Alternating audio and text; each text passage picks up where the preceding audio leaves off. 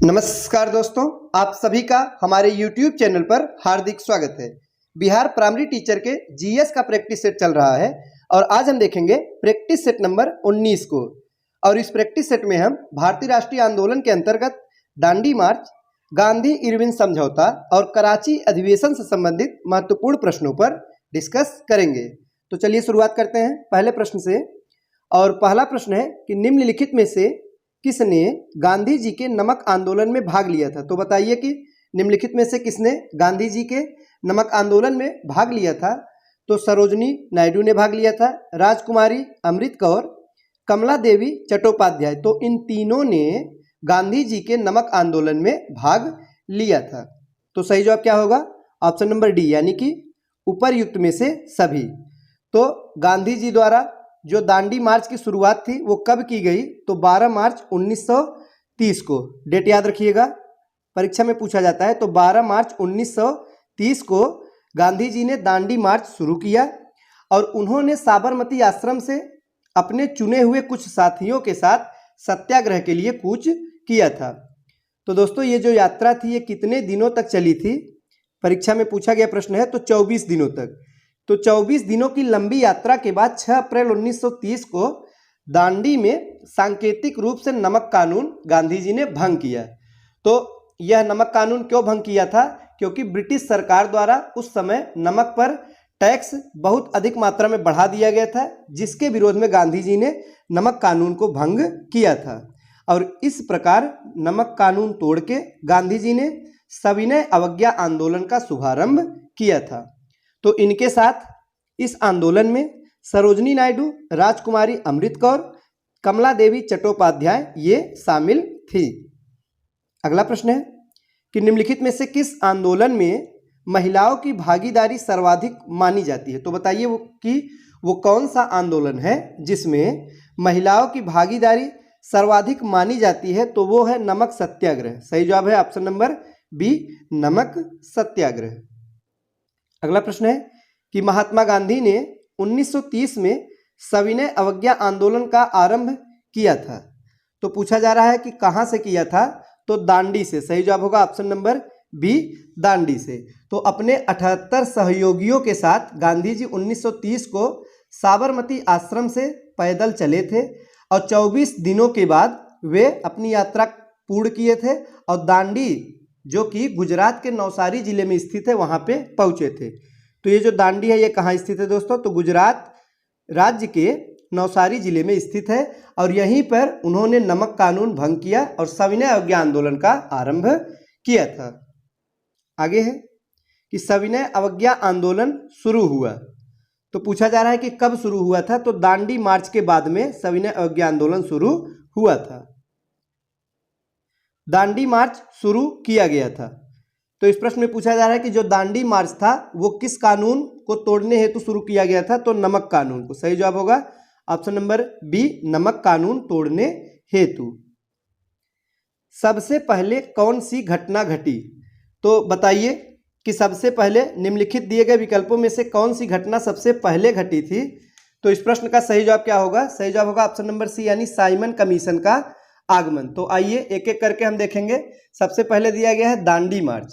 तो इसकी जो डेट है वो है 12 मार्च 1930। दूसरे नंबर पर है भारत छोड़ो आंदोलन। तो 1942 में यह आंदोलन चलाया गया था। तीसरे नंबर पर साइमन कमीशन का आगमन। तो 1928 में साइमन कमीशन भारत पहुंचा था। चौथा है गांधी इरविन समझौता। तो 1931 को हुआ था। तो इसमें से कौन सी घटना सबसे पहले घटित हुई थी? तो साइमन कमीशन का भारत आगमन। अगला प्रश्न है कथन और कारण दिया गया है। आइए देखते हैं। कथन है कि महात्मा गांधी द्वारा नमक आंदोलन वर्ष 1930 में चलाया गया था। तो बताइए कथन सही है कि गलत है? तो बिल्कुल सही है। 1930 में ही गांधी जी द्वारा नमक आंदोलन चलाया गया था। कारण में कहा गया है कि महात्मा गांधी का यह उद्देश्य था कि गरीबों को नमक मुफ्त उपलब्ध हो। तो ये कारण जो है ये सही नहीं है, कारण हमारा गलत है। तो दोस्तों सिर्फ कथन सही है, कारण गलत है। सही जवाब क्या होगा? तो ऑप्शन नंबर सी, यानी कि ए सही है किंतु आर गलत है।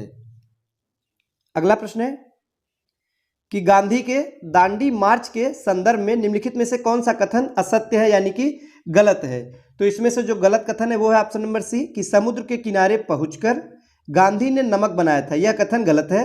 गांधी जी ने दांडी पहुंचकर अपने हाथ में नमक लिया था और सांकेतिक रूप से नमक कानून को भंग किया था। अगला प्रश्न है कि नमक सत्याग्रह के समय गांधी जी के गिरफ्तार हो जाने के बाद आंदोलन के नेता के रूप में उनका स्थान किसने लिया था। तो बताइए कि जब नमक सत्याग्रह के समय गांधी जी को गिरफ्तार कर लिया गया तो उनकी अनुपस्थिति में उनका स्थान किसने लिया यानी कि नेतृत्व किसने किया था। तो अब्बास तैयब जी ने किया था। महत्वपूर्ण है, याद रखिएगा। अब्बास तैयब जी ने गांधी जी की गिरफ्तारी के बाद में आंदोलन का नेतृत्व किया था और इस आंदोलन में स्त्रियों ने भी बढ़ चढ़कर हिस्सा लिया था यानी अपनी भागीदारी सुनिश्चित की थी। अगला प्रश्न है कि गांधी जी ने जिस विदेशी पत्रकार को दांडी मार्च के समय अपने साबरमती आश्रम में ठहराया वह था। तो गांधी जी ने किस विदेशी पत्रकार को अपने आश्रम यानी कि साबरमती आश्रम में ठहराया था। तो वेब मिलर को। किसे? Web Miller. वेब मिलर यह एक अमेरिकी पत्रकार था। तो कहाँ का था? अमेरिका का एक पत्रकार था। तो जिसे गांधी जी ने दांडी मार्च के समय अपने साबरमती आश्रम में ठहराया था।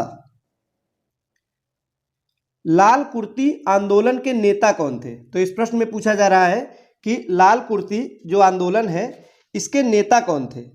तो बताइए कौन थे। तो खान अब्दुल गफ्फार खां। सही जवाब होगा option number B, Khan Abdul Ghaffar Khan.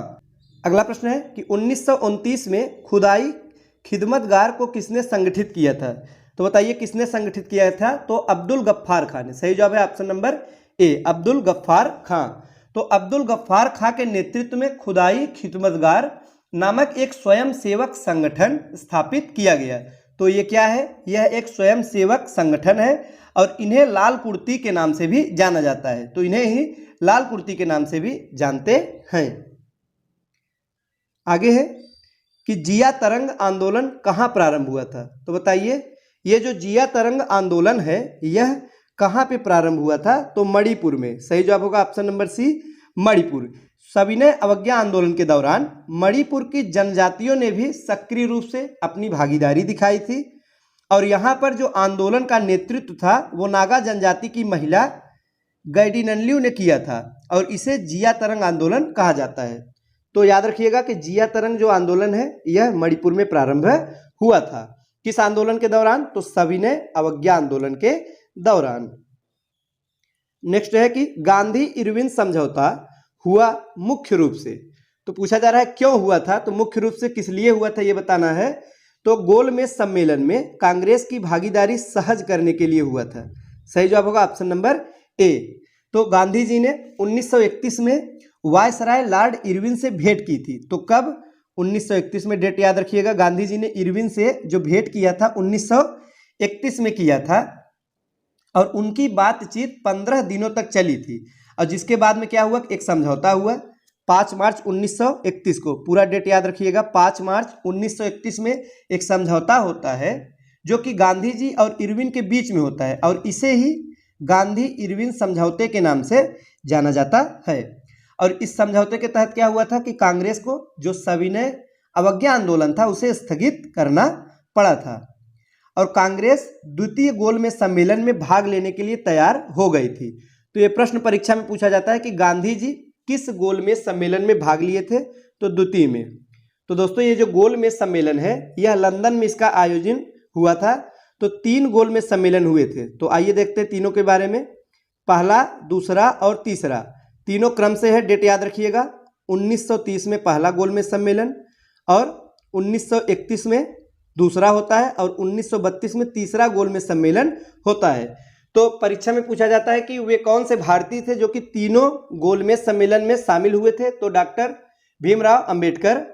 तो ये तीनों गोलमेज सम्मेलन में शामिल हुए थे। और गांधी जी किस गोलमेज सम्मेलन में सम्मिलित हुए थे यानी कि शामिल हुए थे? तो द्वितीय गोलमेज सम्मेलन में शामिल हुए थे।